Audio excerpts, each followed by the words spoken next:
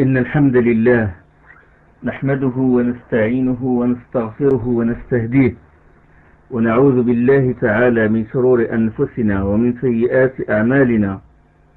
من يهده الله فلا مضل له ومن يضلل فلا هادي له، وأشهد أن لا إله إلا الله وحده لا شريك له، وأشهد أن محمدا عبده ورسوله. أما بعد، فإن أصدق الحديث كتاب الله تعالى، وخير الهدي هدي محمد صلى الله عليه وسلم، وشر الأمور محدثاتها، وكل محدثة بدعة، وكل بدعة ضلالة، وكل ضلالة في النار. Nous continuons, Inch'Allah, ce sujet qui concerne la passivité du musulman ou le relâchement du musulman.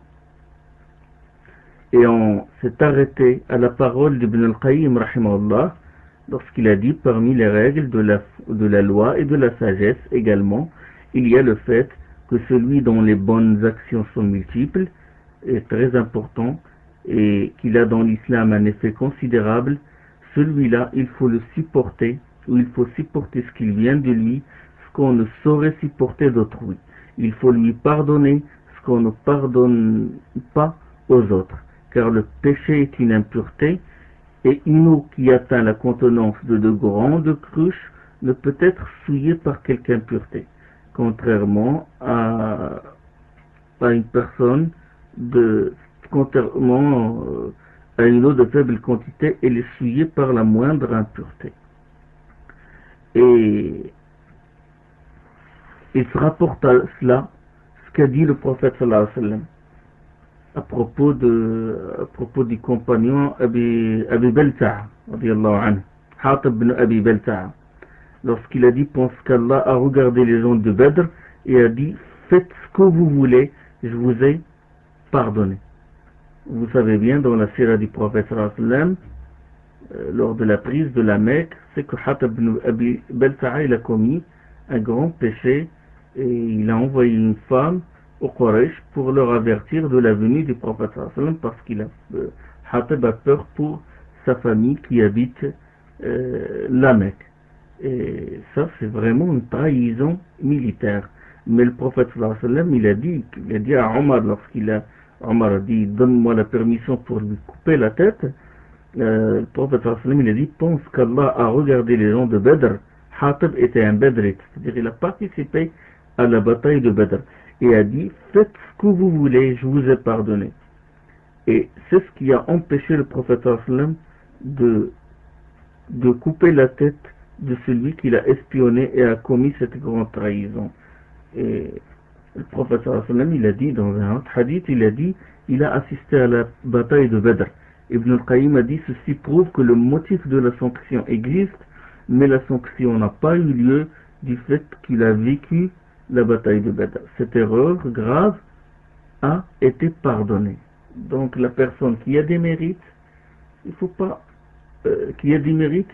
lui pardonner ce qu'on ne peut pardonner à autrui. Certaines personnes, la cause de leur relâchement, c'est qu'ils passent d'une œuvre de charité à une autre, d'une association à une autre, d'une jama'a à une autre. Chaque jour, il a un minhaj et une conduite. Il commence à travailler aujourd'hui, puis il le laisse au profit d'un deuxième. Et à la fin, à force d'avoir cette attitude, il tombe et il se lasse quand il a essayé tous les domaines. Si au début il a choisi le domaine dans lequel il excelle, ou le domaine qui convient à sa nature, il se procurera un bien énorme. Donc le fait de passer d'une œuvre à une autre, sans être stable, sans se maintenir sur une voie, et sans connaître très bien ses objectifs, sans fixer ses objectifs et œuvrer selon une seule voie, cela, ça fait tomber dans la lassitude et dans le relâchement. Et Ibn al-Qayyim rahimahullah, il a dit: le riche, voilà, il C'est-à-dire chacun a ses mérites, chacun a un domaine où il excelle, dans lequel il peut contribuer mieux que s'il est dans un autre domaine. Ibn al-Qayyim a dit, le riche qui possède beaucoup d'argent, alors que son âme le contraint à s'abstenir d'en donner aux autres, pour lui, faire l'aumône, se sacrifier dans la dépense, dans les bonnes œuvres, est mieux que faire le qiyam de la nuit et le jeûne surrogatoire le jour. Il a dit, une personne riche, il possède de l'argent, mais il est l'avarie ou le shaitan aussi, ou son âme, le contraint à ne pas sortir de l'argent. Ibn Qayyim dit, ce riche-là, il doit donner l'argent. Pour lui, c'est mieux de donner l'argent que de prier la nuit, que de faire qiyam layl, ou que de jeûner, de faire le jeûne surrogatoire. Donner pour lui, c'est mieux. Il dit, de même l'homme fort, connu pour sa bravoure, et l'homme que l'ennemi redoute, celui-là sa présence dans le rang des combattants du djihad pendant 1 heure, et son combat contre les ennemis de Dieu valent mieux que le pèlerinage, le jeûne, l'aumône et toutes ces œuvres-là. Donc pour lui, pour quelqu'un qui est fort, il a une expérience, dans le combat et tout, il sait manier les armes. Pour cette personne, il vaut mieux qu'il soit avec ses frères dans le djihad au lieu de... son djihad, il vaut mieux que son pèlerinage ou le jeûne ou l'aumône ou les actes surrogatoires. Et il dit Ibn al-Qayyim aussi, celui qui connaît la sunna, il connaît le licite et l'illicite, il connaît les voies du bien et du mal, le fait qu'il se mélange aux gens, qu'il côtoie les gens, il fréquente, les enseigne, leur donne des conseils dans la religion, vaut mieux que de se retirer d'eux pour se consacrer à la prière, la lecture du Coran et le dhikr. Donc un savant qui connaît la sunna, le licite et l'illicite, les voies du bien et du mal, donc pour lui, il vaut mieux qu'il se mélange aux gens, il faut qu'il les fréquente, il faut qu'il se consacre à eux au lieu de se consacrer à la prière ou au dhikr, lecture du Coran. Et il dit aussi, Ibn al-Qayyim, le détenteur du pouvoir que Dieu a désigné pour juger entre ses serviteurs, détenteur de l'autorité, le fait qu'il consacre 1 heure pour examiner les infractions et donner au lésé son droit en le soutirant de celui qui l'a lésé, appliquer les peines légales, soutenir celui qui a raison, mettre en terme aux faussaires, vaut mieux que des années d'adoration en dehors de cela. Ça veut dire d'autres adorations que le fait de juger entre les gens. Donc celui que Dieu a désigné pour juger entre les gens, le fait qu'il donne au lésé son droit, le fait qu'il soutient l'opprimé, vaut mieux que des années d'adoration. Et il a dit aussi, Ibn Qayyim rahimahullah, celui qui est tenté par les femmes, son jeûne lui est plus profitable et plus bénéfique que le zikr ou l'aumône. Il a dit ça dans Kitab Miftah Dar al-Sa'ada. Et on connaît les exemples des plus prédécesseurs qui montrent qu'ils s'échelonnent ou que leur capacité diffère selon les domaines. Chacun a un domaine dans lequel il excelle.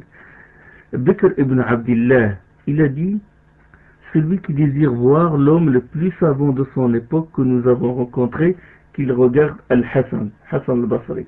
Nous ne connaissons pas quelqu'un plus savant que lui. Celui qui désire voir l'homme le plus pieux de son époque que nous avons rencontré, il n'a qu'à regarder Ibn Sirin, rahimahullah.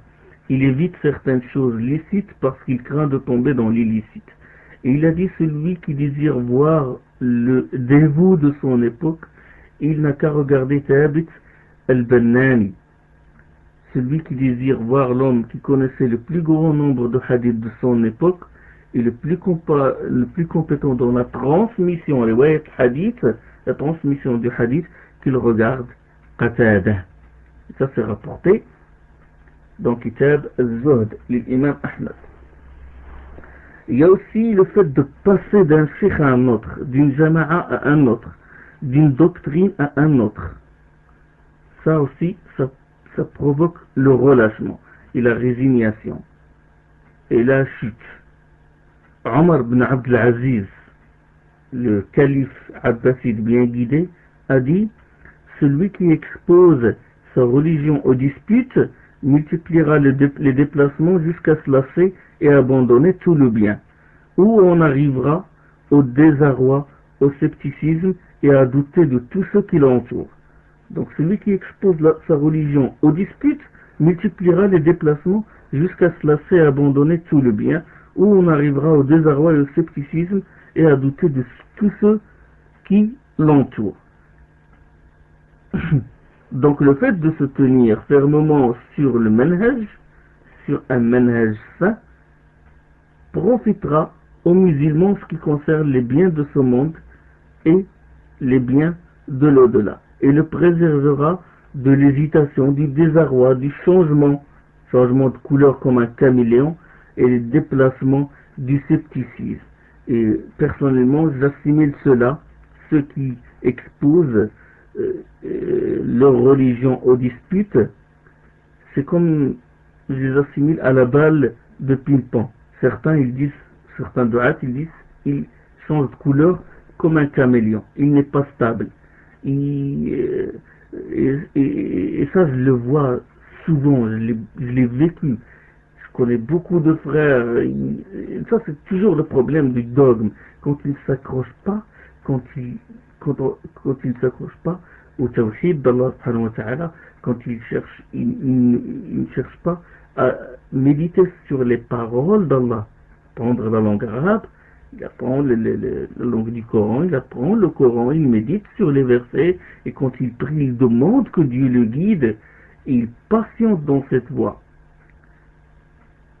C'est ça qu'il faut que le musulman doit être. Et au lieu d'être ainsi, il est en train d'exposer sa religion aux disputes.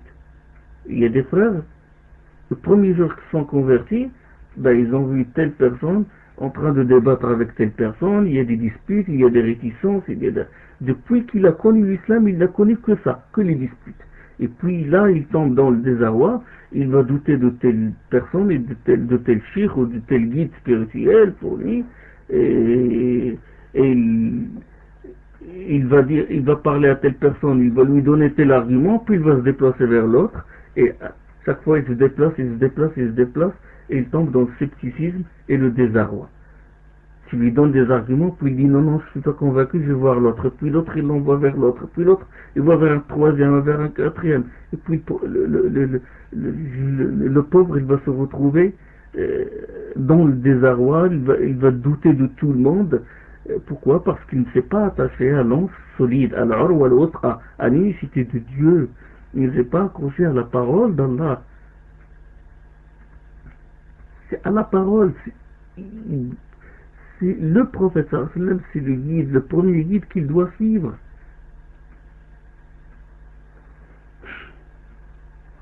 Donc cette personne-là risque de tomber facilement. Il est dans le doute, tu lui parles, tu lui donnes des arguments, il dit non, je suis pas satisfait, écoute, je vais appeler mon frère et tu vas débattre avec lui, et moi je vais juger entre vous deux, et qui a raison, qui a tort. T'as assez de connaissances pour juger, t'as assez de potentiel en langue arabe et en connaissance,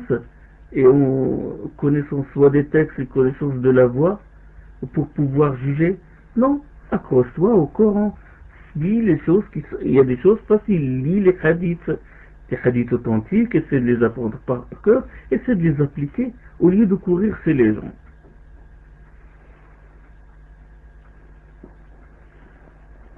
La vérité est une.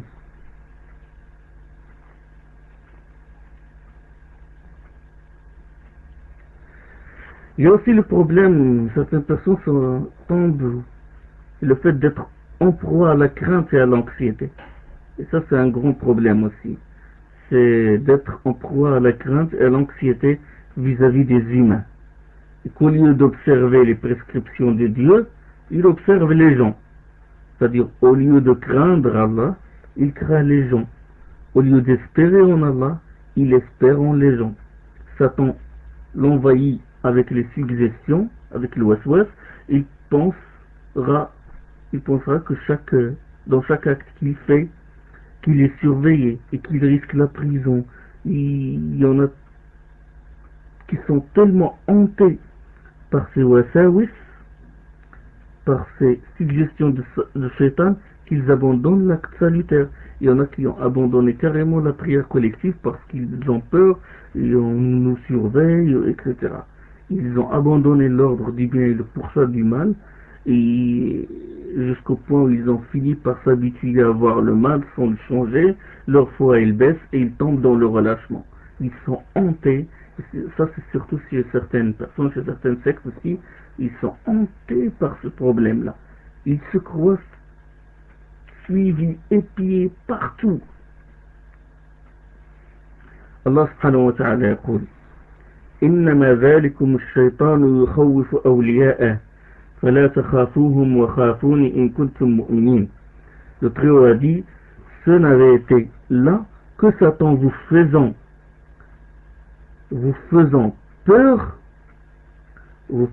peur de ses alliés. N'ayez donc pas peur d'eux, mais ayez peur de moi si vous êtes croyants.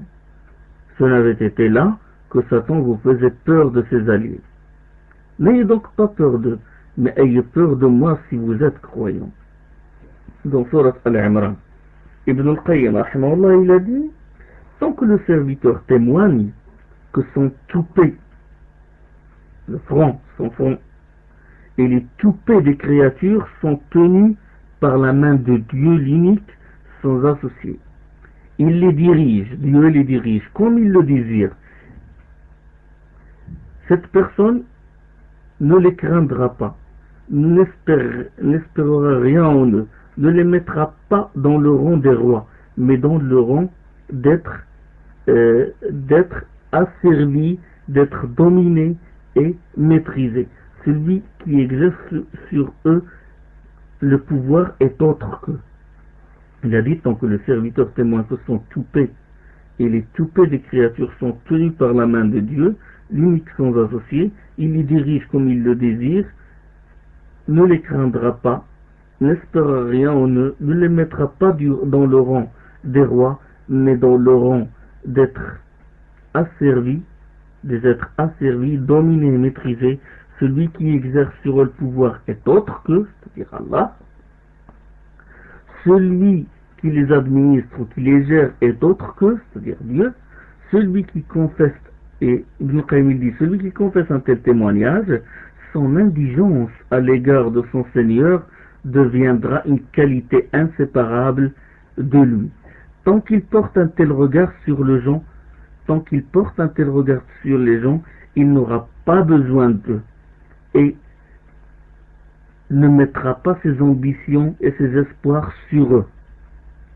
Sa proclamation de l'unicité, sa confiance et sa servitude se maintiendront sur le chemin de rectitude. Voilà ce qu'il a dit. Et puis il a dit aussi que Hud alayhi salam, le prophète Hud a dit dans le Coran, Inni tawakkaltu ala Allahi rabbi wa rabbakum. Je me remets à Dieu, mon Seigneur et le vôtre. Point d'animal qu'il me maîtrise par la touffe du front ou par le toupet, mon Seigneur dispose du chemin de rectitude. Dans Surat Hud, le verset 56. Donc quelqu'un qui est sûr, il a la conviction que Dieu tient tout le monde, les gère, les administre.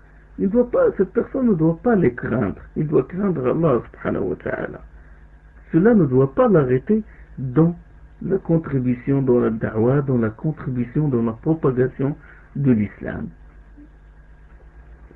Il a dit également, Ibn al-Qayyim, il a dit, c'est certainement t'oublier toi-même et te détourner de Dieu, de voir ce qui met Dieu en colère et de passer à côté sans rien ordonner et sans rien empêcher, juste parce que tu as peur de celui qui ne détient pour lui-même ni dommage ni avantage.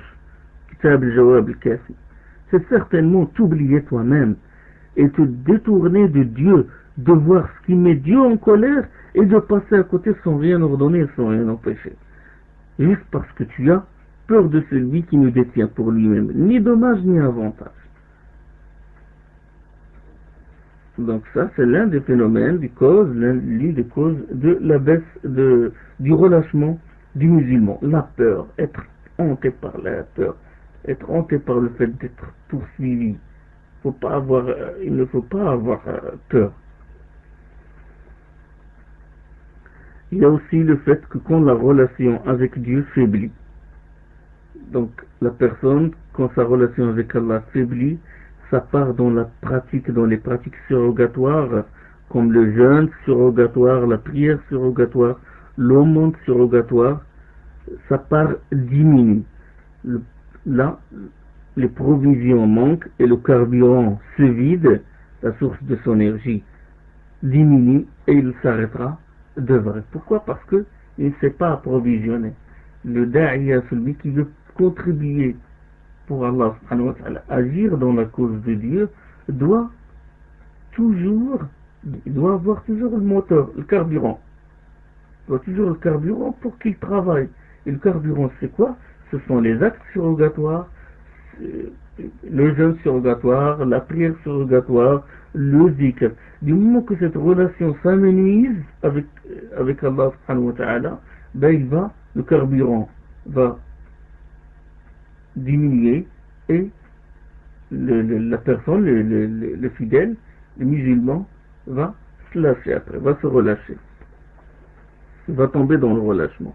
Et ses professeurs, salaf salih, s'approvisionnent en multipliant les actes d'obéissance. Ils font beaucoup de nawafil, beaucoup de prières surrogatoires et d'actes surrogatoires.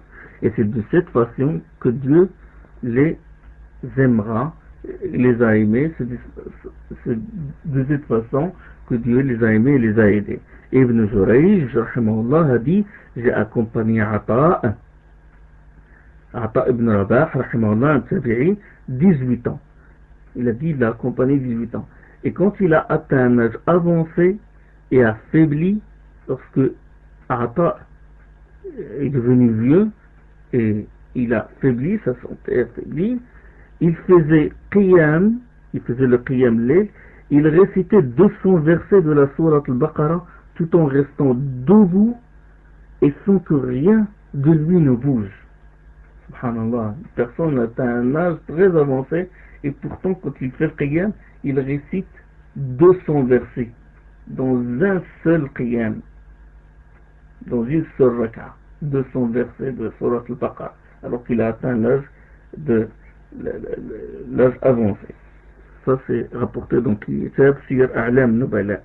Donc il s'approvisionne de qiyam al-layl, il s'approvisionne des actes surrogatoires, de l'aumône, comme ça, pour avoir suffisamment d'énergie pour contribuer à l'islam, pour contribuer dans la propagation. Il y a aussi un grand problème, c'est le mariage. Et ce problème arrive surtout à ceux qui se sont mariés tard. Et Ja'far rapporte que l'imam Malik, le grand imam Dar al-Hijra, l'imam de Médine, a dit, l'un de vous accourt vers le dibage du haram, la soie de la Kaaba, le dibage du haram, dibage al-haram, c'est une fille très belle. Ils assimilent par exemple une fille très belle à la soie de la Kaaba. Et l'imam Malik, il a dit, l'un de vous accourt vers une fille très belle pour se marier avec elle, ou vers une jeune fille que ses parents ont engraissée et l'ont fait vivre dans le luxe, jusqu'à ce qu'elle ressemble, jusqu'à ce qu'elle soit tendre comme du beurre. Ça, c'est ce que dit l'imam Malik, rahimahullah. Il dit, l'un de vous sont prêts pour se marier avec une très belle fille, la soie de la Kaaba, ou sont prêts pour se marier avec une jeune fille que ses parents ont engraissée et l'ont fait vivre dans le luxe jusqu'à ce qu'il est devenu tendre comme du beurre. Et il a dit, il se marie avec elle et elle occupe tellement son cœur qu'à chaque fois il lui dit, qu'est-ce que tu désires, qu'est-ce que tu désires, et elle lui répond, je désire telle chose, je désire un voile hassani, khimar hassani, c'est un tissu précieux de l'époque. Et qu'est-ce que tu désires encore, tu veux que je t'apporte? Et il répond, je veux telle chose et telle chose. Et Malik, l'a ajouté, il a dit, par là, elle va affaiblir la foi de ce chercheur de science qui aurait dû se marier avec une pauvre orpheline. Il l'habillera et il en sera récompensé. Au lieu de se marier avec une fille comme ça, il se marie avec une fille qui est orpheline, et Allah subhanahu wa ta'ala lui donnera de la récompense par le fait qu'il l'a nourri, il l'a habillé. Et ça c'est rapporté par Kitab Zod l'imam Ahmad. Donc le mariage est aussi un problème. Et beaucoup de frères, avant leur mariage, ils œuvraient. Ils étaient très très actifs. Mais après le mariage, ils sont devenus vraiment passifs. On ne les voit plus. C'est leur foi dépendu du mariage. Le mariage, qui est normalement une adoration d'Allah et qui aide la personne à contribuer et à aider plus, là pour eux c'est le sens inverse, ceux qui sont devenus passifs. Et ça c'est le problème de préoccupation. Ils se préoccupent surtout des charges de la famille et tout, ils oublient les actes d'adoration. Il y a le manque aussi d'équilibre, c'est un grand problème. C'est le manque d'équilibre dans les actes d'adoration.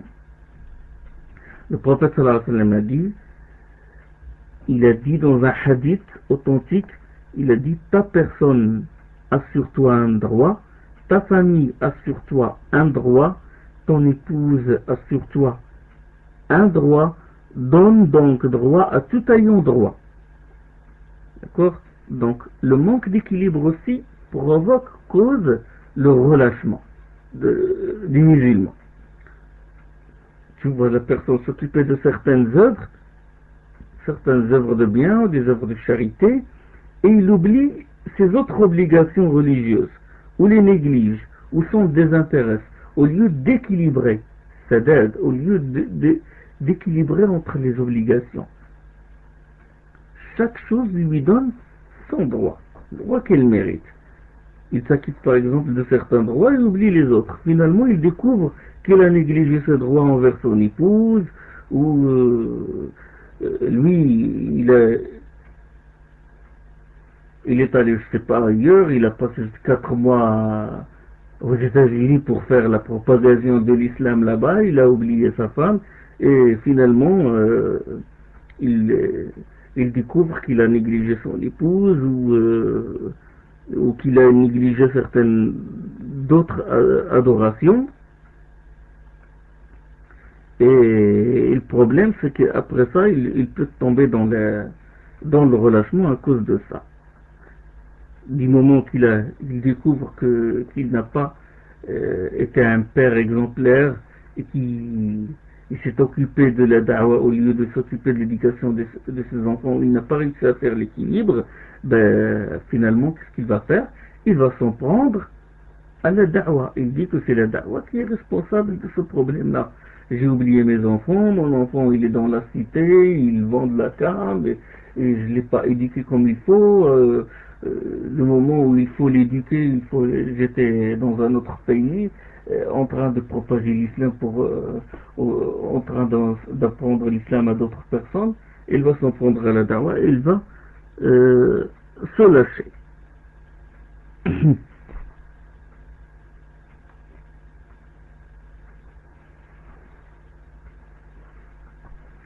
Il y a aussi le fait de s'ingérer dans un travail qui ne correspond pas à sa responsabilité, ou à son caractère, ou à ses capacités.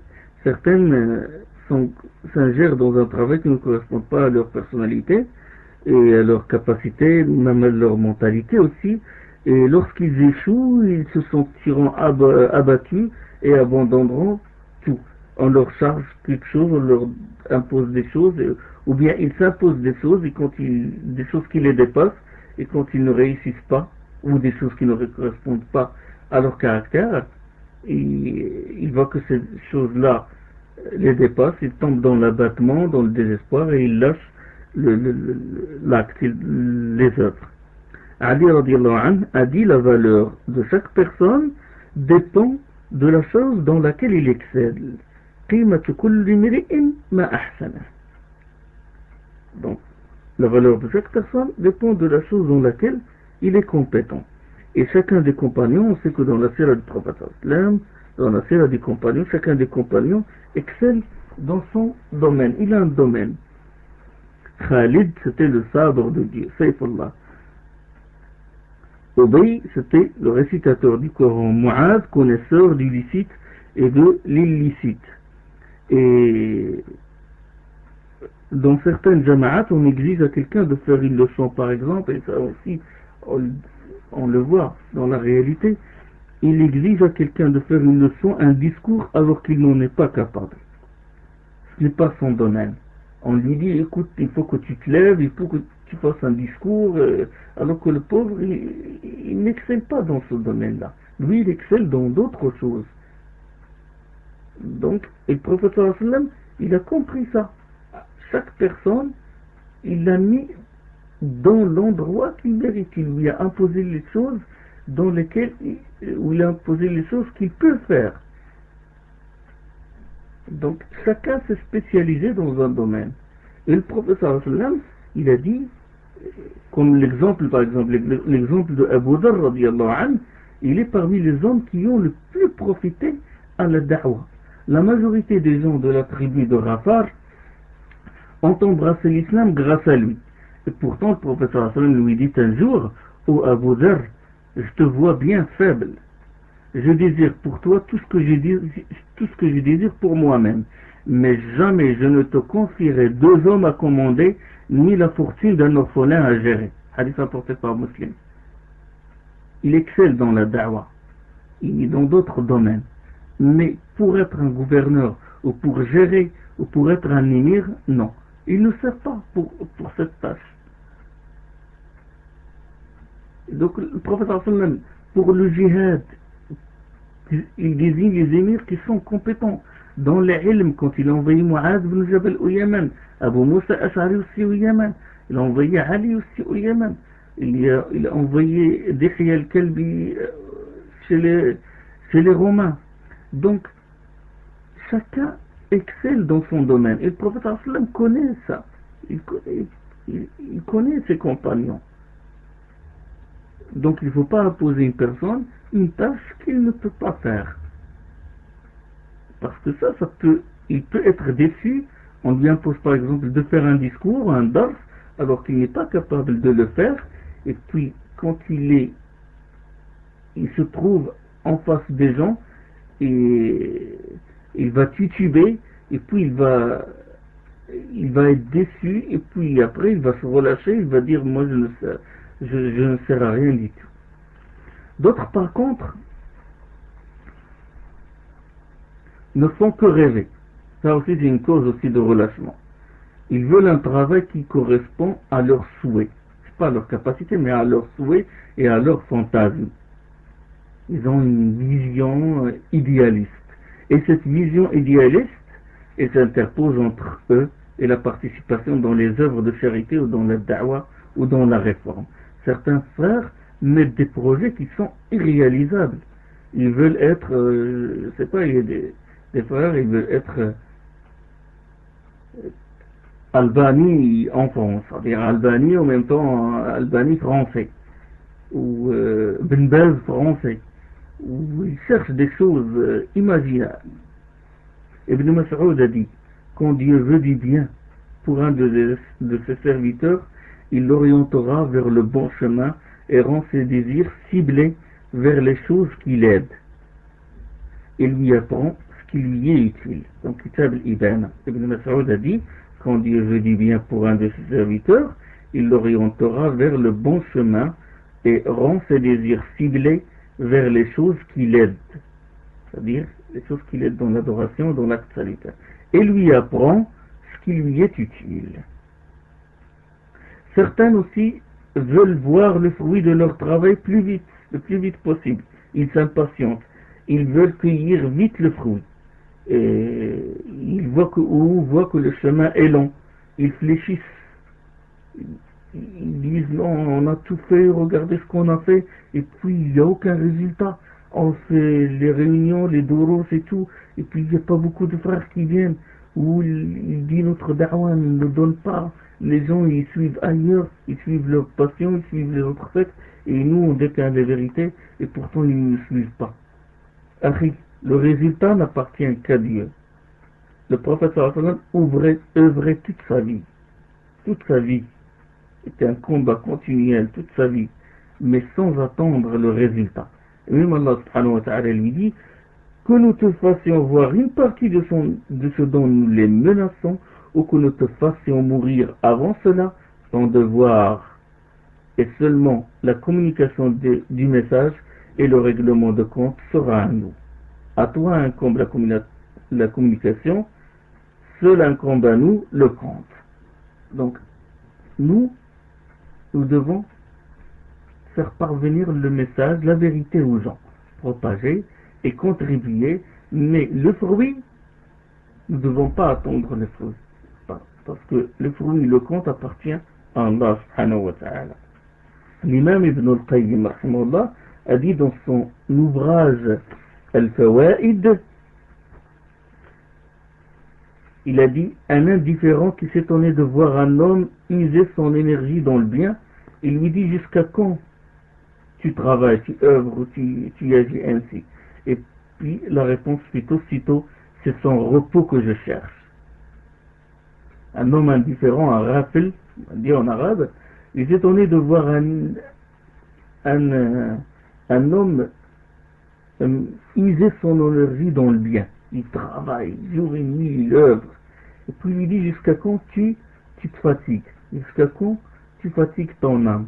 Et la réponse, il fut aussitôt: c'est son repos que je cherche. Je cherche le repos de cette âme-là. Donc il faut œuvrer.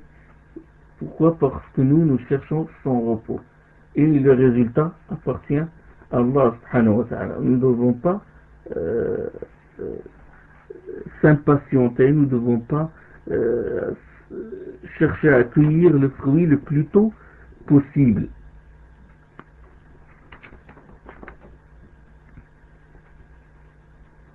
Il y a aussi le fait que quand la personne s'éloigne des gens meilleurs et agissants, quand il s'éloigne des gens meilleurs et agissants, il reste tout seul à combattre Satan, ce qui fait que les passions, l'âme instigatrice du mal et Satan se réunissent contre lui jusqu'à l'écraser. Beaucoup de frères tombent dans ce problème-là.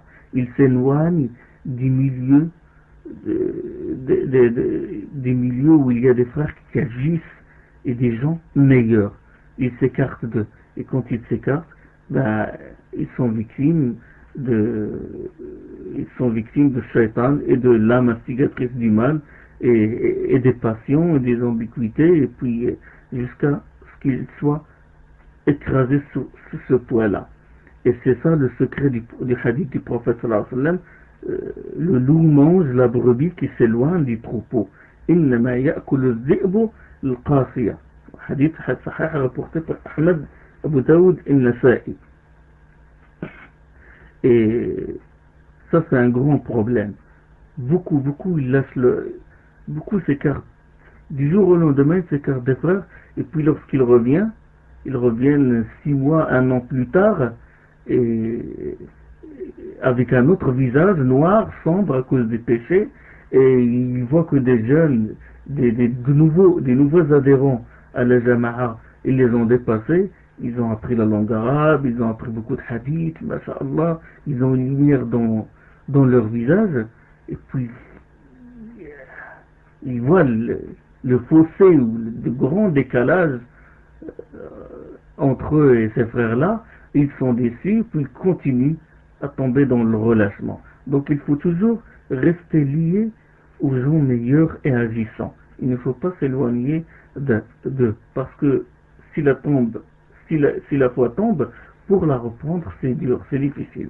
Muhammad ibn Wasi', rahimahullah, l'un des grands salafs, a dit: il ne reste rien de cette vie qui m'apporte de la satisfaction, excepté la prière commune et la rencontre des frères. Dans la vie, il ne lui reste rien qui a son goût, sauf la prière dans le jama'a et la rencontre des frères. comme c'est rapporté dans Kitab al-Zuhd de l'imam Ahmed. Et Hassan al-Basri a dit, il ne reste dans cette vie que 3 choses. Un frère dont la fréquentation t'apporte du bien, lorsqu'il dévie de la voie, il te corrige, avoir comme subsistance quoi me suffire pour ne dépendre de personne, et une prière dans laquelle tu es à l'abri de la distraction et tu en seras récompensé. Comme c'est rapporté dans Tarikh Baghdad. 3 choses il a dit qu'il me reste. Qui me reste dans cette vie-là. Sinon, il préfère mourir. Un frère dont la fréquentation apporte du bien, lorsque tu dévies de la voie, il te corrige, et avoir suffisamment de subsistance pour ne dépendre de personne, pour ne pas tendre la main aux autres, et une prière collective dans laquelle tu es à l'abri de la distraction, parce qu'on sait que la personne, quand il prie seul, il est distraité, et il a dit, tu es à l'abri de la distraction et tu en seras récompensé, parce que la récompense est 27 fois plus que la récompense de la prière individuelle. Et les frères, ils doivent faire attention à ça. Ils ne doivent pas disparaître du jour au lendemain. Ils pourraient y apparaître des mois plus tard avec un autre visage et avec plein d'ambiguïté, et ils découvrent que leurs frères les ont dépassés, et puis ils n'arrivent plus à s'acclimater, et ils lâchent la prise facilement. Il y a aussi le fait d'avoir des pensées stériles. Certaines personnes ont tellement des pensées stériles qu'ils tombent aussi facilement dans le relâchement et qui deviennent passifs. Et l'un des symptômes de la passivité des musulmans, c'est avoir des pensées stériles. Comme quoi les domaines de la da'wah sont limités à un nombre fixe. Et que tous ces domaines sont pleins aujourd'hui, ou qu'il est incompétent dans ces domaines, ou d'autres prétextes jusqu'à ce qui fait qu'il se relâche facilement. Il n'essaie pas de penser à d'autres moyens, où il trouve que ces moyens sont difficiles et les abandonne. Certains voient que la da'wah se limite aux conférences. Certains, quand tu lui dis, il faut contribuer, il faut aider tes frères, il faut propager l'islam, lui dans sa tête, c'est que la propagation de la foi, la da'wah se limite aux conférences, aux prêches, aux discours dans la mosquée, à la publication des cassettes, des livres. Stop. Pour lui, ça s'arrête là. Et le pauvre, il a oublié les autres moyens. Que la da'wah, on peut faire la da'wah en étant un bon modèle pour les autres. La bonne parole, l'ordre du bien pour ça du mal, le bon comportement, la douceur, le sourire est une da'wah. Donc celui qui pense que quelqu'un peut occuper toutes les voies de la da'wah, il a certainement pensé du mal d'Allah subhanahu wa ta'ala. Et il n'a pas évalué Allah au vrai de sa valeur.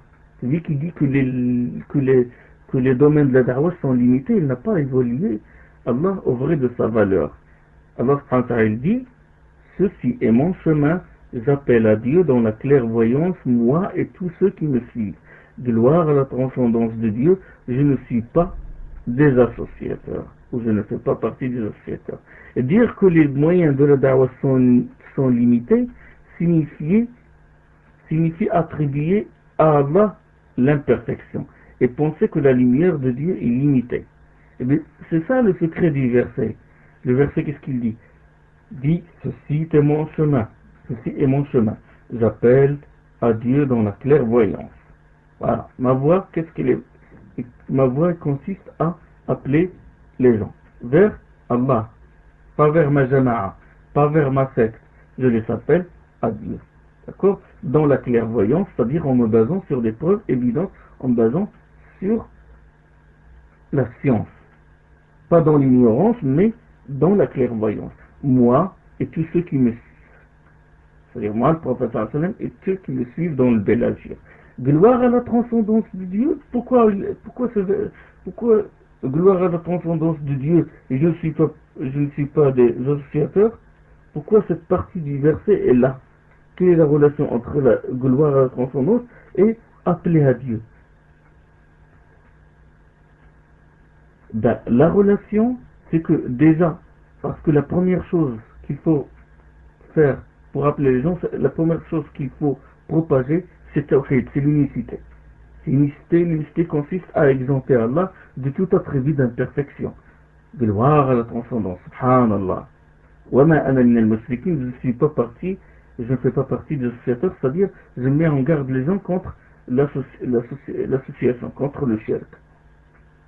D'accord? Il y a autre chose. Dire que la da'wah se résume à un nombre limité de domaines, c'est ne pas glorifier à Dieu. Celui qui dit ça n'a pas glorifié à Dieu. De même, dire qu'il faut juste s'intéresser dans la da'wah, il faut juste s'intéresser aux questions qui sont en relation avec le cœur, telles que l'amour, etc., mais ne pas s'intéresser au fiqh, par exemple, ne pas apprendre aux gens comment adorer Dieu, cette personne-là Donc j'ai dit, celui qui prétend que la da'wah consiste seulement à appeler les gens ou à insister sur les actes du cœur comme l'amour, la crainte, la vénération, etc. Et il néglige les prescriptions pratiques, il néglige le fait d'apprendre aux gens comment adorer leur Seigneur. Cette personne-là n'a pas glorifié la transcendance de Dieu, subhanahu wa ta'ala. Et celui par exemple qui dit que la da'wah consiste à répondre aux innovateurs et il oublie ou il néglige les prescriptions morales, cette personne-là aussi n'a pas glorifié Allah subhanahu wa ta'ala. C'est pour ça que Dieu dit dans ce verset, le verset 108 de la sourate 12, dit c'est mon chemin, j'appelle à Dieu dans la clairvoyance, moi et tous ceux qui me suivent, gloire à la transcendance de Dieu, je ne suis pas des associateurs. Donc, celui qui néglige un côté de la religion où il dit que la da'wah se réduit à telle voie, et se réduit par exemple à appeler les gens à l'unicité, et il néglige par exemple les autres domaines de la da'wah, c'est qu'il prétend que la religion est incomplète, et donc il n'a pas glorifié la transcendance de Dieu. Donc il ne faut pas avoir des pensées stériles comme quoi les domaines de la da'wah sont limités. Suivant Haroun al-Barbari, rahimahullah, il rapporte que Maymoun ibn Mahran, rahimahullah, a écrit à Omar ibn Abd al-Aziz. Omar ibn Abd al-Aziz, c'est le calife bien guidé. Il lui a envoyé une lettre dans laquelle il lui dit je ne suis qu'un vieillard faible alors que toi tu m'as désigné pour juger entre les gens. Et Maymoun ibn Mahran, il occupait le poste de responsable sur le tribut, sur la capitation, sur ce qu'on appelle kharaj, c'est-à-dire l'impôt qu'on prend des gens qui vivent sous le gouvernement musulman, des gens non musulmans, c'est ce qu'on appelle Ahl Zimma, et qui paient la capitation ou un impôt. Lui, il s'occupait de ça, il s'occupait de ces revenus-là, comme le ministre des Finances, par exemple. Il occupait ce poste-là, et il occupait en même temps il occupe en même temps le poste de juge. Et il s'est plaint, il a envoyé la lettre, il dit à Omar ibn Abd al-Aziz, dans laquelle il lui dit je ne suis qu'un vieillard, et tu as ajouté à le poste que j'occupais une autre responsabilité. Et Omar ibn Abd al-Aziz lui a répondu, il lui a dit je ne t'ai pas imposé ce qui t'accablerait. Perçois le tribut de la plus belle manière, juge selon ce qui te paraît clair, et quand tu hésites sur une chose, défère-la à moi. Car si à chaque fois que les gens, une fois accablés par un problème, se dérobent, ni les affaires de la religion, ni celles de la vie ne s'établiront. Ça s'est rapporté dans Kitab Siyar A'lam Nubala et dans le volume 5. Donc il nous dit, si à chaque fois que les gens, une fois accablés par un problème, se dérobent, ni les affaires de la religion, ni celles de la vie ne s'établiront. Il y a aussi le fait de se déplacer d'un pays à un autre. Ça aussi c'est un problème. Il cause le relâchement de certains frères. Tu vois des frères, par exemple, aller vers un pays et se confronter à un monde qu'ils ne connaissent pas, un monde nouveau. Ils n'ont pas préparé auparavant des plans sur la façon d'œuvrer pour la cause de Dieu. Je ne parle pas de ceux qui ont immigré dans le but juste de gagner le pain, immigré juste pour la cause de leur ventre, mais je parle des gens vraiment qui ont émigré vers un pays où ils croient qu'ils vont y vivre dans la sécurité, ils peuvent y pratiquer leur culte librement. Et des fois les frères ils vont dans un pays, ils ne réfléchissent pas sur les moyens de la da'wah qui conviennent à ce nouveau monde.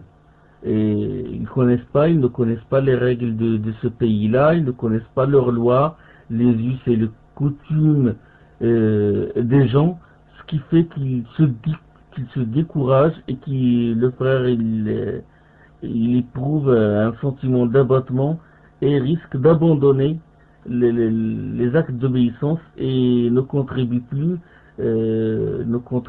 au domaine de la da'wah. Certains frères aussi s'attachent à un pays et ils se battent pour y aller et y résider sous prétexte qu'il est meilleur, ou que le pays dans lequel il réside ne mérite pas qu'il y reste, lui et ses semblables. Et il passe tout son temps à rêver, je vais y aller, je vais émigrer, je vais vers un pays meilleur, je vais essayer d'avoir une carte de résident pour l'Arabie Saoudite. Et il passe tout son temps à réfléchir, et il passe tout son temps à se préparer pour y aller, et il a oublié qu'il est agissant et porteur d'un message dans le pays où il vit. Donc c'est son pays, c'est l'endroit où il peut transmettre l'islam aux gens et les sortir des ténèbres à la lumière. Il ne veut pas attendre et rêver, passer surtout demain j'irai, demain je vais faire ça, demain, et il perd tout son temps dans l'attente dans l'attente d'un monde meilleur. Donc c'est dans le pays où il vit, dans ce pays-là, il connaît les gens, il connaît les lois qui gèrent ces gens-là, il connaît les habitudes de ces gens-là, leur mentalité. Donc pourquoi pas ne pas transmettre le message d'Allah subhanahu wa ta'ala à ces gens-là. Certains frères en plus sont très mal orientés. Lorsqu'ils parlent de l'hijra, il faut faire l'hijra, il faut émigrer vers un pays musulman, et le problème c'est qu'ils sont mal orientés. Et lorsqu'ils vont vers un pays musulman, ils sont déçus. Du moment qu'ils mettent le pied dans ce pays-là, dès qu'ils voient la douane et tout, comment ils traitent les gens, ils disent écoutez, ce n'est pas un pays musulman, et ils sont déçus. Quand ils voient la corruption et tout, ils sont confrontés à ce monde-là, un monde nouveau. Ils rêvaient d'un monde meilleur, ils disaient comment un pays musulman, donc les gens sont tous des musulmans, mais quand il va vers ce pays-là, il voit que le comportement des gens n'a rien à voir avec l'islam, mais il tombe dans la déception et il risque de lâcher l'acte d'obéissance. C'est dans le pays où il vit qu'il doit œuvrer. Et il se peut que le pays où il veut aller, d'accord, on peut être d'accord qu'il se peut que le pays où il veut aller soit meilleur que le pays où il vit. Mais sous cet angle, c'est-à-dire sous l'angle selon lequel il doit transmettre le message aux gens surtout si ces gens-là, il connaît leur caractère. Sous cet angle-là, le pays où il vit est meilleur que le pays où il veut aller. Abu Huraira, radiyallahu anhu, a dit que je monte la garde une seule nuit au service de Dieu. Il a dit que je monte la garde, al-ribat fi sabilillah, que je monte la garde une seule nuit au service de Dieu dans le djihad est plus aimable à moi que de veiller à prier la nuit du destin, la nuit du Qadr, la nuit du mois de Ramadan, près de la pierre noire. Il dit que je monte la garde une seule nuit au service de Dieu est plus aimable à moi que de veiller à prier la nuit du destin près de la pierre noire. Ibn Taymiyyah rahimahullah a dit ولهذا كان أفضل الأرض في حق كل إنسان أرض يكون فيها أطوع لله ورسوله. Il dit la meilleure terre pour chaque personne est la terre dans laquelle il obéit le plus à Allah et à son envoyé. Puis il a dit cela dépend des circonstances. Il n'y a pas de terre bien déterminée dans laquelle le séjour de la personne est plus méritoire. Mais ce qui est méritoire pour chaque personne, pour chaque individu, s'évalue en fonction de la piété, de l'obéissance, de l'humilité, de la soumission, de la présence d'esprit. Et puis il ajouta, il a dit Abu Darda a envoyé à Salman une lettre dans laquelle il l'invite à vivre dans la terre sanctifiée, dans l'Ard al-Muqaddasa. L'Ard al-Muqaddasa, je crois, de Bayt al-Maqdis, Jérusalem. Parce qu'il y a la mosquée, l'Aqsa, et puis Salman, il a répondu à cette lettre, il lui a dit la terre ne sanctifie personne, mais ce qui le sanctifie, c'est son œuvre. La terre ne sanctifie personne, même si cette terre est bénie, et il ne veut pas, et Allah a béni cette terre, mais ça ne veut pas dire que cette terre va bénir la personne elle-même. S'il commet des actes d'obéissance dans cette terre-là, Dieu ne va pas le sanctifier. Et puis il ajouta, Ibn Taymiyyah rahimahullah, il a dit le prophète sallallahu alayhi wa sallam a fraternisé Salman et Abu Darda.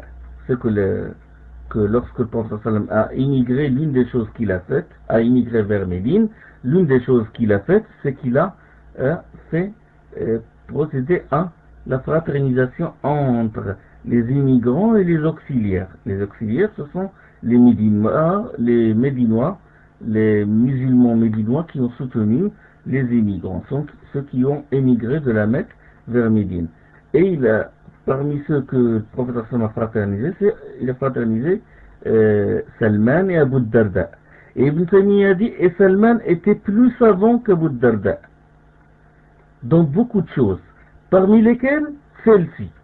Il a dit parmi les choses dans lesquelles Salman est plus savant qu'Abu Darda, c'est celle-ci, dans le fait qu'il lui a dit que la terre ne sanctifie personne. Ça on le trouve dans Majmou'at al-Fatawa d'Ibn Taymiyyah dans le volume 18. D'accord, il y a des pays où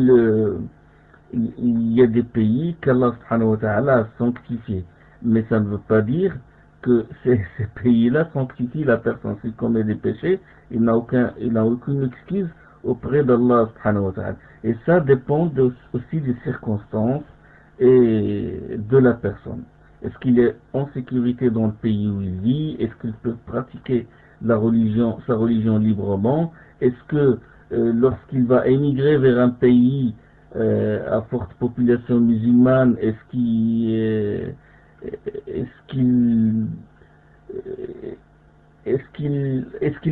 qu'il a déjà suffisamment d'argent pour y vivre, parce obligatoirement il va être confronté à un pays, il ne connaît pas comment les choses marchent, donc il y a beaucoup de choses qu'il doit il doit faire beaucoup de dispositions, il doit préparer ses plans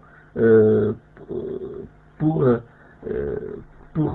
émigrer vers le pays où il veut. Donc, il ne faut pas qu'il y va comme ça, sans plan, sans bien réfléchir, juste parce que les gens lui ont dit que ce pays-là est mieux, etc. Donc il doit vraiment faire ses dispositions pour ne pas être déçu. Il y a aussi le fait de tomber dans un péché que Satan grossit et développe et exploite en lui inspirant ceci. Par exemple, Satan sait qu'il fait le waswas à la personne. Et quand une personne, un da'iya, quelqu'un qui propage l'islam, tombe dans un péché, ben, Satan il exploite ce péché-là. Il lui dit comment oses-tu appeler les gens vers Dieu alors que tu as commis tel péché et tu as commis tel péché. Et Satan ne cesse de l'accabler de ses suggestions, de ses wasawis, jusqu'à ce qu'il renonce à faire tout acte d'obéissance. D'accord? Et le problème, c'est que ceci ne fait qu'ajouter à ces péchés un autre péché. C'est le fait de renoncer à la da'wa. Donc, finalement, Satan, il a fait tomber dans ce piège-là, parce que bon, bien que la personne fasse des péchés, il faut qu'il continue la da'wa, il faut qu'il continue les actes salutaires. Pourquoi? Parce que les bonnes actions dissipent les mauvaises, comme a dit Allah subhanahu wa ta'ala. Inna al-hasanati yuzhibna as-sayyi'at. Et le problème, c'est que, et ça il faut le remarquer, c'est que certains frères font le travail de Satan. Comment ça? Les frères font le travail de Satan. Oui, parce que ils voient une personne prier, faire les bonnes œuvres, et ils lui disent, écoute, toi tu fais ça, et en même temps tu commets des péchés, tu fais ça. Tu fais les da'wa, et en même temps tu commets des actes qui sont mauvais. Et donc, ça il ne faut pas le dire à la personne. Parce qu'on le pousse, c'est comme si on le pousse à commettre un autre péché, c'est-à-dire à renoncer à la da'wa. Et lui, dans la da'wa, quand il œuvre, quand la personne œuvre, et quand il agit, quand il est assidu dans les actes d'obéissance, avec le temps, il va avoir plus de force pour combattre ce péché-là et pour se débarrasser de lui. Mais s'il renonce à la da'wa, c'est qu'il va encore s'enfoncer. Il y a un autre problème aussi, c'est la rivalité. La rivalité, elle provoque aussi le relâchement de certaines personnes. Lorsqu'un frère il voit par exemple que son rival l'a dépassé en science, surtout c'est les étudiants, les talab al-ilm, ils rivalisent, mais certains frères quand ils voient que les autres les ont dépassés en science, ils n'acceptent pas la situation. Ils ne veulent pas, ils ne vont pas qu'ils soient dans le second degré. Et ils refusent d'aider le frère qui les a devancés. Ils ne veulent pas l'aider dans la da'wa, ils ne veulent pas l'accompagner. Pourquoi? Parce qu'ils ont peur que les gens disent qu'il est moins que lui, qu'il est moins intelligent que lui, qu'il a moins contribué que lui. Et donc, ils tombent dans le relâchement.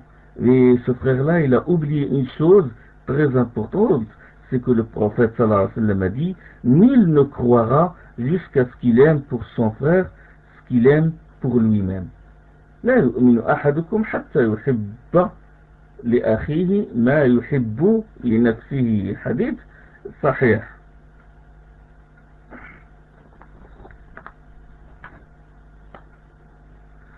Il y a aussi un problème, un autre problème.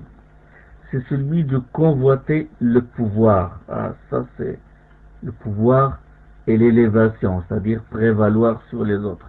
Lorsqu'il voit qu'il n'a pas atteint un grand poste dans la da'wa, il refuse d'accepter la situation où il refuse qu'on le voit au second poste derrière un da'iya, par orgueil et par jalousie, et il lâche la da'wa et il tombe dans le relâchement, dans ce qu'appelle le prophète sallam al-futur.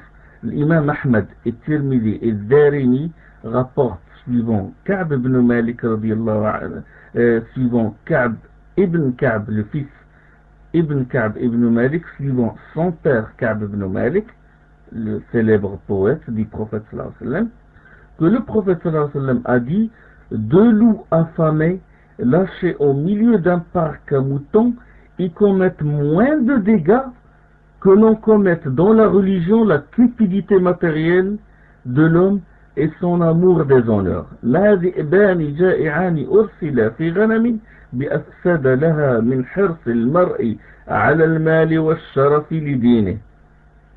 Ça détruit le fait de chercher le pouvoir, un grand poste, ou d'espérer être un da'iya connu, que tout le monde vante.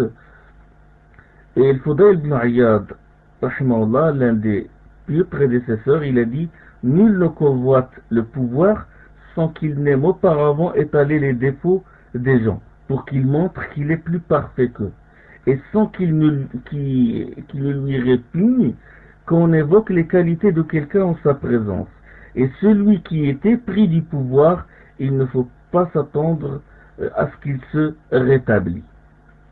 Ça, c'est dans le livre de l'Awa'ikh de Muhammad Rashid. Et Ubaydullah ibn Hassan al-Anbari, rahimahullah, l'un des pieux prédécesseurs, il a dit: que je sois dans la queue, dans la vérité, est plus aimable à moi que d'être une tête, mais dans le faux.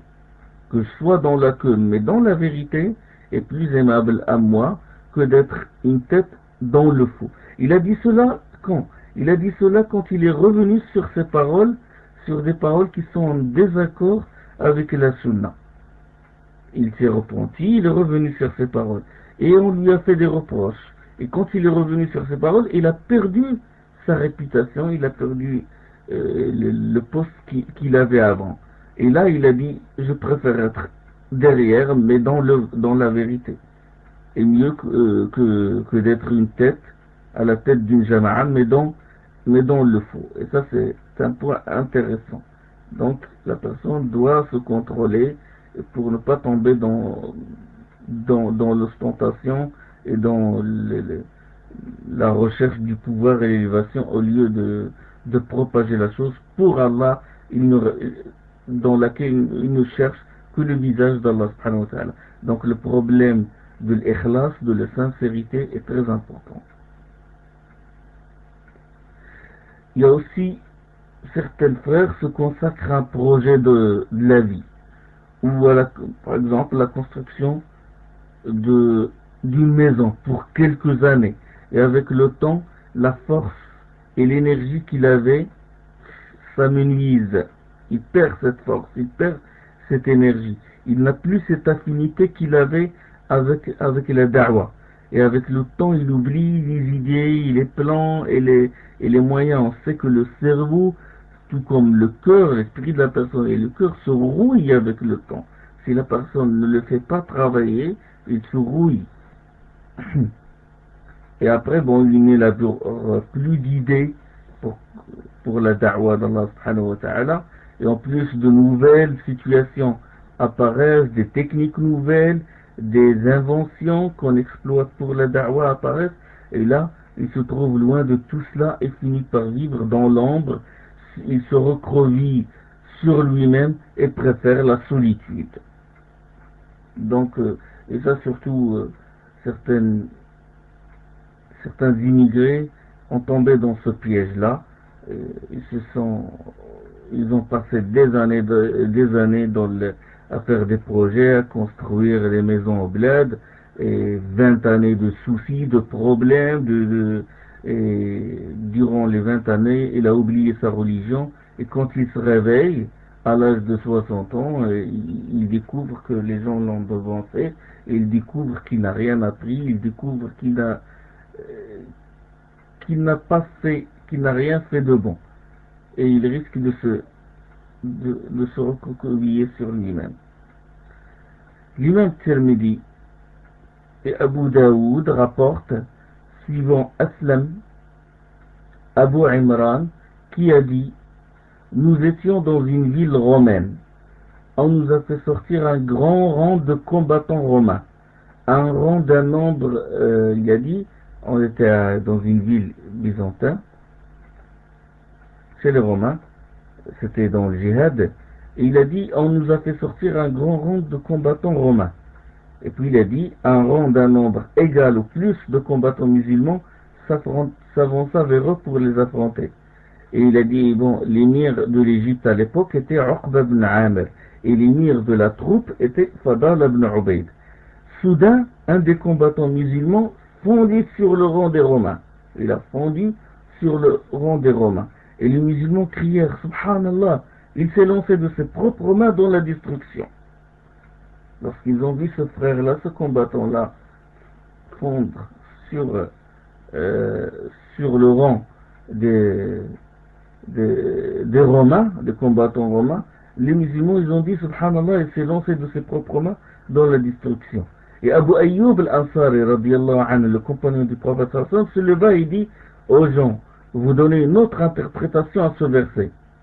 Le verset, c'est-à-dire le verset de la sourate al-Baqarah, quand Allah subhanahu wa ta'ala dit, faites dépenses sur le chemin de Dieu, ne vous lancez pas de vos propres mains dans la destruction. Donc, eux, ils ont fait allusion à ce verset-là, que Allah subhanahu wa ta'ala, il nous interdit de nous lancer de nos propres mains dans la destruction. Quand ils ont vu ce combattant rentrer dans le rang pour combattre tout seul les mécréants romains, ils ont dit il s'est jeté dans la destruction. Et là, Abu Ayyub les a corrigés. Il a dit, écoutez, ce verset se révélait à notre sujet. Notre sujet, nous les auxiliaires, l'Ansar, les Médinois. Il a dit quand Dieu rendit l'islam puissant et que ses adhérents augmentèrent en nombre, les uns dirent aux autres à basse voix, les auxiliaires, il a dit nous les auxiliaires, nous nous sommes dit à basse voix et en absence du prophète sallallahu alayhi wa sallam, ils se sont dit, écoutez, nos biens avaient subi beaucoup de dégâts et maintenant que Dieu a rendu puissant l'islam et que ses adeptes se sont multipliés, pourquoi ne pas essayer de rétablir nos biens? Et alors là, Abu Ayyub, il a dit, Dieu, il fit descendre à cette occasion sur son prophète sallallahu alayhi wa sallam le verset qui réplique à ce que nous nous sommes dit, qui répond aux auxiliaires. Et il a dit à Allah subhanahu wa ta'ala, faites dépenses sur le chemin de Dieu, wa anfiqu fi sabilillah, ne vous lancez pas de vos propres mains dans la destruction. Et il a dit, la destruction était en réalité le fait de s'occuper de nos biens pour les rétablir et d'abandonner le combat.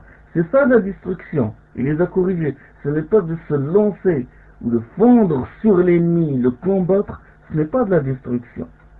Ce n'est pas de la destruction. La destruction, c'était de rester chez soi et de s'occuper de son argent et d'essayer de l'investir, de faire des investissements. C'était ça la destruction, il a dit. Il a dit, c'est le fait de s'occuper de nos biens pour les rétablir et abandonner le djihad, c'était ça la destruction. Et le rapporteur a dit que Abu Ayyub n'a cessé depuis de combattre dans le sentier d'Allah jusqu'à ce qu'il fût enterré dans la terre des Romains. L'importance du djihad, c'est pour cela que la majorité des compagnons n'ont pas été enterrés à la Mecque ni à Médine. Ils ont été enterrés en dehors de la Mecque, c'est-à-dire pour propager l'islam. Il y a aussi le fait d'abandonner l'acte à cause de problèmes qui ont surgi ou de situations complètes. Et le frère, il attend que le climat se calme ou que la situation, il attend la délivrance. Il espère que la situation de Rorba, la situation d'étranger que vit l'islam et que vivent les musulmans, se dissipe. Et il attend. Pourquoi tu ne fais pas le da'wah? Pourquoi tu ne contribues pas dans une jama'a? Pourquoi tu n'aides pas les frères pour construire une mosquée ou une école? Il dit, écoutez, la situation est dure, on est surveillé, etc. Et il attend, il dit, on attend jusqu'à ce que ça se calme. Et il a oublié, le frère, que ce n'est pas dans la paresse ni dans le sommeil que cette situation se délivrera. De cette situation d'étranger que vivent l'islam et les musulmans se dissipera. Il ne s'est pas posé la question comment Abu Bakr, Omar radiallahu anhum, et les autres compagnons radiallahu anhum ont sorti de cette situation. Est-ce qu'ils se sont contentés d'attendre ou est-ce qu'ils se sont levés et ont usé toute leur énergie pour s'en délivrer? Ibn Taymiyyah rahimahullah, il a dit Il a dit beaucoup de gens, quand ils voient quelque chose de blâmable, ou quand ils voient le changement en mal de la situation des musulmans, ils manquent d'audace, se montrent faibles, poussent des lamentations, comme font les gens qu'une catastrophe a frappé, alors que c'est déconseillé de le faire. Au contraire, il ajoute Ibn Taymiyyah, l'homme doit faire preuve de patience, doit s'en remettre à Dieu, tawakkul ala Allah. Il doit rester fermement attaché à la religion. Il doit croire en Allah, avec ceux qui se prémunissent et les bel-agissants, avec le muttaqin ou le muhsinin. Là, il répète une partie d'un verset qui se trouve à la fin de Surat les abeilles. Cette personne doit croire que la bonne fin revient à ce qu'on se prémunisse. Voilà, aqibatu lit-taqwa. Aussi, c'était une partie d'un verset. Et il doit, ce qu'il atteint, c'est à cause de ses péchés. Il doit croire à ça. Et qu'il endure. Car la promesse de Dieu est vérité. La promesse de Dieu est réalisable. Contre le gré de quiconque. Il dit, Ibn Taymiyyah rahmallah, car la promesse de Dieu est vérité. Qu'il implore le pardon de ses fautes, qu'il glorifie les transcendances de son Seigneur au soir et tôt le matin. C'est comme ça qu'il doit faire pour vraiment que la situation de Ghurba se dissipe. Et puis, il a ajouté, Ibn Taymiyyah rahmallah, il a dit, dans les paroles du prophète suivantes, puis reviendra étranger comme il a débuté, parce qu'il y a un hadith du prophète il dit que l'islam a commencé à débuter étranger, il redeviendra étranger comme il a débuté. Et il a dit, la pire des choses que peut être cette situation, la plus grave que peut être cette situation, Ghurba, c'est quand ceux qui ont entré apostasie par la suite. Il a dit le pire que peut être cette situation, c'est quand ceux qui ont entré dans l'islam apostasie, sortent de l'islam. Et il a dit, le Très-Haut a dit, ô vous qui croyez, quiconque parmi vous apostasierait, Dieu fera venir un peuple qu'il aime et qu'il aime, humble envers les croyants, fier et puissant envers les mécréants, qui luttent dans le sentier de Dieu, ne craignons le reproche de personne. Il a évoqué ce verset-là, il a dit, quiconque parmi vous apostasierait, Dieu fera venir un peuple qu'il aime et qu'il aime. Et vous savez, il a dit, ceux-là, c'est-à-dire ces gens-là, ce peuple-là, il a dit, ceux-là l'établissent lorsque les autres apostasient. Ça c'est rapporté dans Majmou' al-Fatawa d'Ibn Taymiyyah dans le volume 18. Donc, quand il y a Ghurba de la religion, quand il y a une situation d'étranger où vit la religion, l'islam et les musulmans, là, c'est là que cette personne doit agir pour être parmi ceux que Dieu a élus. Il ne faut pas qu'il attende que cette Ghurba se dissipe. Non, il faut qu'il agisse, il faut qu'il retrouve ses manches et il agit pour être de ceux qu'Allah subhanahu wa ta'ala aime et qu'il aime. Dieu fera venir un peuple qu'il aime et qu'il aime. Il a dit, c'est quand la situation est pire que normalement le musulman doit agir. Il ne veut pas qu'il se recroqueville sur lui-même et se cache. Il dit, j'attends que la situation se calme pour que je puisse agir. Abu Bakr, Omar et les compagnons n'ont pas attendu lors de la première Ghurba. Et aussi, il y a un point très important, c'est que ce frère-là, il ne sait pas que lorsqu'il s'arrête, c'est qu'en réalité, il revient en arrière, c'est qu'il dégringole, et sa foi s'affaiblit. Lorsque tu attends que la situation se dissipe, c'est que normalement tu tombes, tu recules. Et Ibn al-Qayyim, rahimahullah, il a dit, la perte de temps fait descendre la personne au degré de l'imperfection. Il le dégrade. Et puis il ajoute, il a dit, car celui qui profite du temps, il profite du temps dans l'adoration de Dieu, dans la propagation de l'islam, celui qui profite du temps s'élève au degré de la perfection. Quand il perd son temps, ce n'est pas un point d'arrêt qu'il marque, mais il régresse.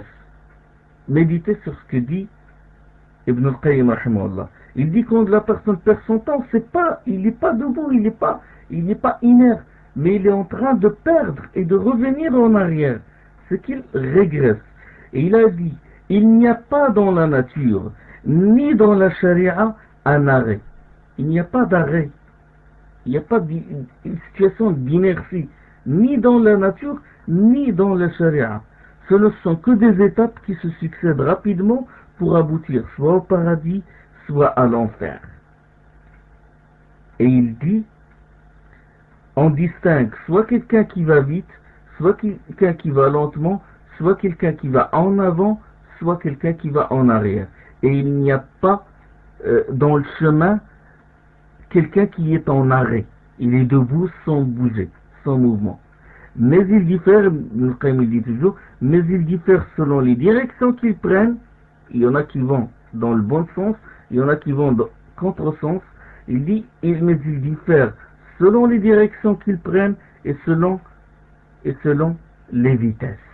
Il y en a qui vont lentement et il y en a qui sont prêts, qui l'emportent par les œuvres, qui vont rapidement. Il donne la preuve dans le Coran. Il dit, le Très-Haut a dit, c'est là qu'une horreur sans égale, en porteuse d'alarme aux humains, à quiconque parmi vous se propose d'aller de l'avant ou de revenir en arrière. إنها لإحدى الكبر نذيرا للبشر لمن شاء منكم أن يتقدم أو يتأخر. إنها لإحدى الكبر. Là il parle de l'enfer Saqar. Il a dit c'est une porteuse d'alarme aux humains. À quiconque veut méditer, à quiconque parmi vous se propose d'aller de l'avant ou de revenir en arrière. Ça c'est dans Surat Al-Muddathir. Et puis il a dit, et il n'a pas évoqué, c'est-à-dire Allah n'a pas évoqué celui qui est inerte, qui est debout, car il n'y a pas d'endroit entre le paradis et l'enfer. Il n'y a pas de chemin qui mène vers une destination autre que les deux demeures. Il n'y a que le paradis et l'enfer. Et celui qui n'avance pas vers celle-ci, par les bonnes actions, c'est-à-dire qu'il n'avance pas vers le paradis, obligatoirement il recule vers celle-là, c'est-à-dire vers l'enfer, par les mauvaises actions. Ça, c'est rapporté, il a dit ça dans Kitab Madarij Salikin, le volume 1, la page 267. Et on revient toujours au dogme, l'aqida. Pourquoi il a dit ça? Il a dit la personne soit il avance, soit il recule. Et il n'y a pas d'arrêt, il n'y a pas de station d'inertie.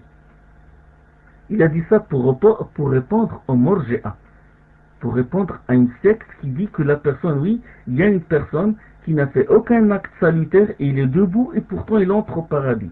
Il a une personne dont le cœur ressemble à une tombe dans laquelle on a enterré le tasbih, la reconnaissance, les deux témoignages, la Muhammadur Rasulullah, et puis il n'y a aucune manifestation de ce témoignage par les actes. Il dit oui, ça existe, il existe une personne qui est debout, il ne fait aucun acte salutaire et pourtant il va entrer au paradis. Là, Ibn al-Qayyim, rahimahullah, il répond à ces gens-là. Et là, il y a une ambiguïté que proposent ces gens-là, c'est qu'ils se basent sur le hadith qu'Allah subhanahu wa ta'ala va sortir de l'enfer celui qui n'a fait aucun acte salutaire. Mais le problème, c'est la mauvaise interprétation de ce hadith-là. Certainement, ce sujet-là de l'iman est long, mais je vais répondre juste par quelques phrases. C'est que celui qui n'a rien fait de bon, comme disait Ibn Khuzayma rahimahullah dans Kitab al-Tawhid, il a dit, les Arabes ils disent quand quelqu'un n'a rien fait de bon, c'est qu'il ne l'a pas fait de façon parfaite. Ça veut dire que cette personne, il a agi, il a œuvré, il a fait quelque chose de bien, mais il l'a fait d'une façon incomplète. Il a dit هذه اللفظة لم يعمل خيرا قط من الجنس الذي تقول العرب بنفي الاسم عن الشيء لنقصه من التمام والكمال لا على ما أوجب عليه وأمر به. Et ça, c'est un grand savant. Celui-là, c'est un grand savant salaf. Il a dit, quand ceux qui n'ont rien fait de bon, ça ne veut pas dire qu'ils n'ont rien fait carrément. Mais ils ne l'ont pas fait de façon parfaite. Et il y a beaucoup de preuves, il y a beaucoup d'arguments qui vont dans ce sens, comme le hadith qui est rapporté par le Bukhari, et la personne qui est entrée dans la mosquée et qui a mal fait la prière. Il a mal fait la prière, il est allé voir le prophète sallam, il lui a fait le salam, puis le prophète sallam, qu'est-ce qu'il lui a dit? Il lui a dit, retourne prier car tu n'as pas prié. Cette négation veut dire qu'il n'a pas prié carrément. Si la personne, il s'est prosterné, il a fait le recours, il est sujoud. Et le prophète sallam, il a dit, il n'a pas prié, tu n'as pas prié. Ça veut dire quoi? Ça veut dire que tu n'as pas bien prié. Ça veut dire que tu n'as pas prié de façon parfaite. Donc, ils n'ont fait, ils n'ont fait aucun acte salutaire, signifie qu'ils ne l'ont pas fait de façon parfaite, de la façon qui est aimée par Allah subhanahu wa ta'ala. D'accord? D'autres hadiths, il y a beaucoup de hadiths qui vont dans ce sens. C'est le hadith, par exemple, de celui qui a tué les 99 personnes, et puis il est allé, il a cherché quelqu'un il a demandé aux gens de l'orienter vers le plus savant de cette terre, pour qu'il s'enquérir auprès de lui, pour lui dire, est-ce que Dieu peut me pardonner? Il a tué les 99, et lorsque le savant lui a dit, oui, Allah ne ferme jamais la porte du repentir, et il est allé vers le pays, lorsqu'il lui a dit, va vers ce pays-là, où il y a des adorateurs d'Allah, va et rejoins ces gens-là et adore Allah avec eux, Dieu te pardonnera. Et lorsqu'il est allé, il a fait quelques pas, il est mort. Là, les anges du châtiment, ils ont dit à son propos, ils ont dit que cette personne n'a rien fait de bon. Il n'a rien fait de bon. Les anges ont dit que cette personne n'a rien fait de bon. Mais réellement, est-ce qu'il a fait quelque chose de bon? Oui, il l'a fait. Cette personne, il a demandé aux gens, il est allé voir les gens, il leur a dit, montrez-moi l'homme le plus savant de cette terre. Et il est allé le voir. Et lorsqu'il lui a donné la fatwa, il a obéi. Et il a quitté ce savant-là et il s'est dirigé vers ce pays-là. Il a fait des actes. Il a fait des actes salutaires, mais il ne les a pas fait de façon, il n'a pas complété son travail. Donc il faut bien comprendre ce texte-là. Là, je fais ça entre parenthèses pour dissiper cette ambiguïté et qu'Allah m'aide pour consacrer à ce sujet un dars spécial.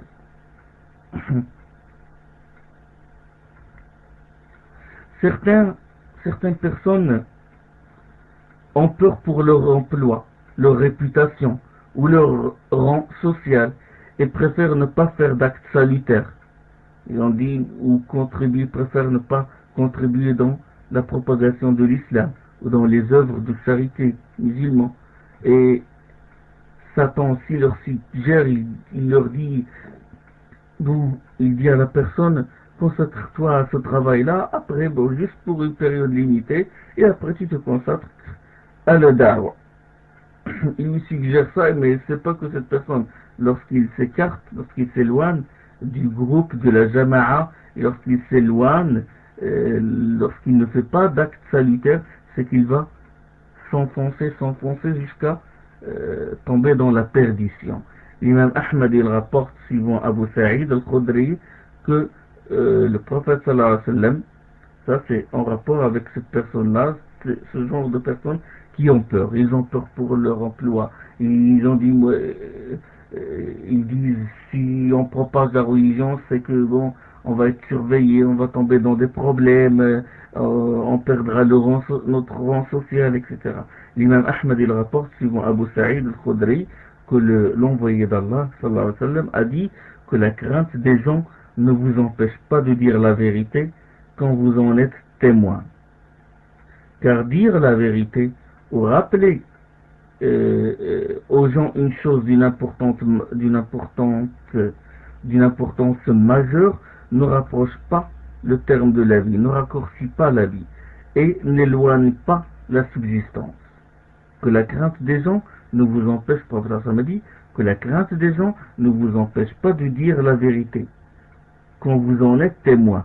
Car dire la vérité ou rappeler aux gens une chose d'une importance majeure ne rapproche pas le terme de la vie et ne raccourcit pas la vie du musulman, ni n'éloigne la subsistance. Il ne veut pas te priver de la subsistance. Il dit, c'est une fausse idée de dire que si je dis la vérité, on va me tuer, et on va raccourcir ma vie, ou on va me priver du pain quotidien. Il y a aussi ce point-là, c'est quand Shaitan réussit à jeter les ambiguïtés dans le cœur du musulman. Et cela surtout lors des épreuves et lors des troubles. Et la personne, lorsqu'il est envahi par Shaitan, lorsqu'il jette les ambiguïtés, il commence à mettre en cause ses idées et il change vite ses convictions sans argument explicite, sans argument authentique. Et c'est ce qu'a craint l'expert des troubles, l'expert dans les troubles, Hudayf ibn al-Yaman, radiyallahu anhu. Lorsqu'Abu Sa'id al-Ansari lui a dit « Fais-moi une recommandation, Awsini », il lui a répondu, Hudayf lui a répondu que l'égarement, le vrai égarement, ad-dalala, haqq ad-dalala, l'égarement, le vrai égarement, c'est que tu approuves ce que tu blâmais auparavant et que tu blâmes ce que tu as prouvé auparavant.